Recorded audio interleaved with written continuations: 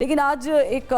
تھوڑی سی پیش رفت ہوئی ہے، وہ یہ ہوئی ہے کہ جو کانسٹیٹیوشنل بینچ ہے اس میں مزید 2 لوگوں کا اضافہ کر دیا گیا ہے، جسٹس علی باقر نصفی صاحب کا اور جسٹس عقیل عباسی صاحب کا۔ اس سے پہلے ہم نے دیکھا کہ مارچ کے مہینے میں بھی 5 ناموں کا اضافہ کیا گیا تھا، اس کی ضرورت تھی؟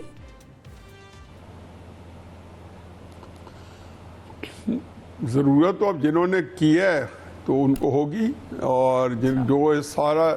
سارے کام کرنے پر دسترس رکھتے ہیں اور کر لیتے ہیں تو ظاہر ان کو ضرورت ہوگی، انہوں نے کر لی ہوگی۔ باقی اب یہ کہنا ہے کہ ہمیں اس کی ضرورت تھی یا نہیں تھی، تو اس کے لیے احمد واحد صاحب روشنی ڈالیں گے کہ ہمیں ہے یا نہیں ہے، کیونکہ وہ اس فرٹرنٹی کے ہیں۔ مجھے یہ پتہ ہے کہ 2 کریں 6 کریں، نہیں وہ ایک کم از کم ٹیکنیکلی تو دیکھو جو بھی ہو، تو میں احمد واحد صاحب کے اوپینین تو بڑی جگہ تو اوپینین ہے نا، ہمیں رسپیکٹ کریں گے، کم از کم ٹیکنیکل بتائیں گے ایک سائڈ کی کہ 26ویں آئینی ترمیم کی ہے، اپنا بہت ایک نام برا نام کمائے۔ ایسی ترامیم جو ہوتی ہے نا وہ لانگ لاسٹ نہیں ہوتی۔ دوسرا یہ ہے کہ وہ بالکل خاص اسپیسیفک نظر آتی ہے، کہ جیسے خاص قسم کے جو ہے کانسٹیٹیوشنل فیصلے، ہر چیز کو کانسٹیٹیوشنل فیصلے کر کے پھر خاص قسم کے فیصلے لیے جائیں۔ اب اگر انہوں نے فرض کیا 26ویں آئینی ترمیم کسی خاص فائدے یا فادیت کے لیے یا کسی خاص ایڈوانٹیج کے لیے لی ہے، تو وہ تو میرا خیال ہے کہ جنرل فیض حمید کا ایک بڑا مشہور فقرہ تھا جو جسٹس شوکت صدیقی صاحب نقل کرتے ہیں کہ جسٹس صاحب اگر یہ تو پھر ہماری کی کرائی منت اکارت چلی جائے گی۔ تو اگر 26ویں آئینی ترمیم کے بعد وہ جو مقاصد ان کے سامنے ہیں مختلف آئینی فیصلوں میں اگر وہ مطلوبہ فیصلے نہیں کر سکتے تو پھر تو ان کی محنت اکارت جائے گی۔ تو جناب میرا خیال ہے کہ جو بھی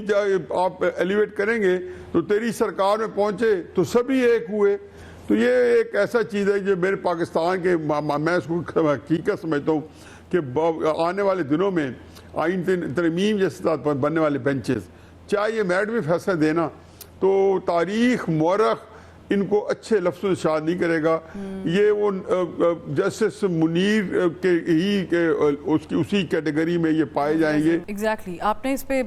بڑی تفصیل سے روشنی ڈالی ہے، کیونکہ ظاہر ہے کہ یہ کانسٹیٹیوشنل بینچ کا مسئلہ، اور یہ صرف کانسٹیٹیوشنل بینچ کا مسئلہ نہیں ہے مطلب ایسا، یہ تو ظاہر ہے کہ آئین پاکستان کا مسئلہ ہے، اور اس پہ فیصل واؤڈا صاحب اکثر ہی کہہ چکے ہیں کہ 26ویں ہوئی ہے تو ضرورت پڑی 27ویں بھی ہوگی اور ترمیم اور پھر 28ویں بھی ہوگی۔ لیکن یہ جو ابھی اضافہ ہوا ہے، کیونکہ ہم نے دیکھا کہ کانسٹیٹیوشنل بینچ نے that they clear out military courts to rule, اور ضرورت پڑی تو ماشاءاللہ بھی لگا لیں گے،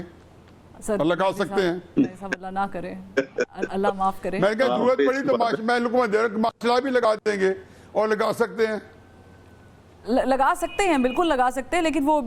انڈائریکٹلی کچھ ہوا نہیں ہوا نہیں صاحب؟ اچھا خیر ضرورت پڑی تو ٹھیک ہے۔ انٹرنیشنلی حالات اتنے بدل گئے ہیں کہ اب مسئلہ نہیں رہے مسئلہ لگانے والے۔ ہاں لیکن جو نظام ابھی بچا کچا ہے احمد اویس بھائی جان، کبھی ہمیں آپ انڈر اسٹیمیٹ نہ کریں احمد اویس صاحب، لیکن یہ آپ سمجھتے ہیں کہ ملٹری کورٹس میں ٹرائل اور یہ سب کچھ اس سے بڑا کام نکلوانا ہے ابھی اس بینچ سے؟ بسم اللہ الرحمن الرحیم۔ دیکھیے بات یہ ہے کہ ابھی جس طرح کے ایک آئینی بینچ کی بات کی ہے تو میں تھوڑی سی اس پہ بھی بات کروں گا، پھر ملٹری کورٹ کی بھی بات کر لیتے ہیں۔ دیکھیے کسی مطمع نظر جو ہے نا وہ پاکستان کی سالمیت اور اس کا بقا ہے، اور آئین کا اگر آپ حلیہ بگاڑ کے اور وہ اس کو پرسن سپیسفک بنا دیں گے، پرسن سپیسفک یہاں پہ ہوگا کہ اس حکومت تک یہ آئین کی یہ ترامیم جو ہے وہ فیسیلیٹیٹ کر رہی ہے۔ یہ پاکستان کے عوام کی خدمت نہیں ہو رہی ہے، نہ ان کی اچھائی کے لیے کچھ ہو رہا ہے اس کے اندر۔ اگر ان کی اچھائی کے لیے کچھ ہو رہا ہوتا تو 12 کروڑ سے زیادہ لوگ جو بلو پاورٹی لائن زندگی گزار رہے ہیں ان کے لیے بھی کچھ سوچا جاتا، وہ کسی نے نہیں سوچا اس کا۔ میں عرض یہ کرنا چاہ رہا ہوں کہ دیکھیے اگر کانسٹیٹیوشن بینچ بنا لیا آپ نے تو آپ کو پتا ہے کہ یہ تو بہت سینئر موسٹ ججز جو ایک لمبا عرصہ ان کا جب جوڈیشری کے تجربات سے گزر کے اور فیصلے اور ہر قسم کے حالات اور ہر قسم کی پٹیشنز سے اور واقعات سے گزر کے جب وہ آتے ہیں اور وہ اتنے سیزنڈ ہو جاتے ہیں کہ وہ انڈرسٹینڈ کرنے لگتے ہیں کانسٹیٹیوشن پرووینس کی کہ کیا کس سے کیا ایفیکٹ ہوگا اور اس کا کیا ریئیکشن ہوگا۔ یہاں پہ آپ تمام جو نئے جج کو جس کو آپ اوتھ دیتے ہیں اور اس کو فوراً کہہ دیتے ہیں کہ کانسٹیٹیوشن کورٹ میں جا کے بٹھا دیں تو اس کا مطلب یہ ہے کہ آپ نے یہ پہلے ایک ارینجمنٹ کر کے اور ایک کانسٹیٹیوشن بینچ میں ججز کو لے کر آ رہے ہیں، اور یہ اس کا مطلب یہ ہے کہ جوڈیشری کو جو جس انداز میں کمیشن سے کے ذریعے ان کی اپوائنٹمنٹ ہوتی ہے اور ان کی ایلیویشن ہوتی ہے، تو یہ direct under the thumb of the government ان کو رکھا گیا جوڈیشری کو، اور یہ انتہائی قدم ہے کہ جس سے آپ پاکستان کے اندر رول آف لا کو ہمیشہ کے لیے دفن کر رہے ہیں، اور یہاں پر رول آف اتھارٹی کے ساتھ ساتھ اب نیکڈ ڈیسپوٹزم کا رول لے کر آ رہے ہیں، اور یہ ایک میسج ہے۔ یہ جب ڈیسپوٹزم کا میسج جو ہے نا، یہ ٹیکلنگ ڈاؤن ایفیکٹ کیا ہوگا کہ مین ایٹ اسٹریٹ جو ہے وہ بھی یہی میسج لے گا کہ جس کے ہاتھ میں طاقت ہے وہ طاقت کا قانون ہی استعمال کرے، کوئی ضرورت نہیں ہے رول آف لا کی، اور یہ پورے ملک کو ایک کیوٹک سچویشن کی طرف دھکیل کے لے جا رہا ہے بڑی تیزی کے ساتھ، اور سوسائٹی جو ہے وہ اس کے اوپر ایک بڑا ایڈورس ایفیکٹ آئے گا جب جوڈیشل ہولڈ جو ہے، جب قانون کی بالادستی کا نظام جو ہے وہ سوسائٹی میں انفورس نہیں ہو سکتا۔ یہ 26ویں آئینی ترمیم ہوئی، وہ جس طریقے سے بھی ہوئی، جو بھی ہوا وہ ساری کہانی ہمارے پاس ہے، لیکن ابھی ہم اس کے جو آفٹر افیکٹس ہیں وہ ڈسکس کر رہے ہیں، but keeping that in mind کہ فیصل واؤڈا صاحب یہ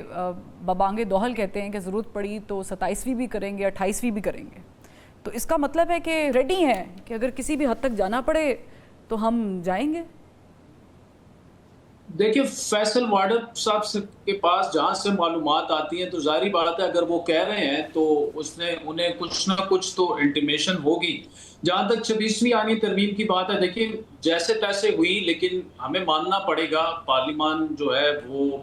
سپیریئر ہے، ان کا حق ہے، ان کا استحقاق ہے، انہوں نے 26ویں آئینی ترمیم کر دی۔ اب اس کے پرونز اینڈ کونز ہیں، اس میں دو اپروچز ہیں۔ کچھ لیگل فرٹرنیٹی کے بڑے اچھے لوگ، احمد اویس صاحب بھی ان میں شامل ہیں، کہ سپریم کورٹ جو ہے وہ تقریباً ٹروتھ لیس ہو گئی ہے، لیکن ایک اور بھی بڑا اسٹرانگ اوپینین موجود ہے کہ کم از کم 26ویں آئینی ترمیم کے بعد اور کانسٹیٹیوشنل کورٹس کے بننے کے بعد سے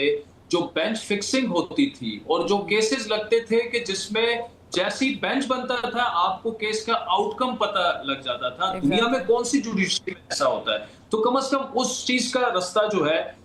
وہ بھی رک گیا ہے۔ دیکھیں ہمارا ایشو یہ ہے کہ جو بھی سیاسی جماعت اس سے پہلے چاہے 3.5 سال تحریک انصاف کی گورنمنٹ تھی یا اس سے پہلے جس کی بھی گورنمنٹ تھی، سب کی ایک کوشش یہ ہوتی ہے کہ ایک ایبسولوٹ پاور ان کے پاس ہو، آمرانہ طرز حکومت ہے، اور پھر ہر سیاسی جماعت کو آپ اٹھا کے دیکھ لیں، خود ان سیاسی جماعتوں میں کتنی جمہوریت ہے۔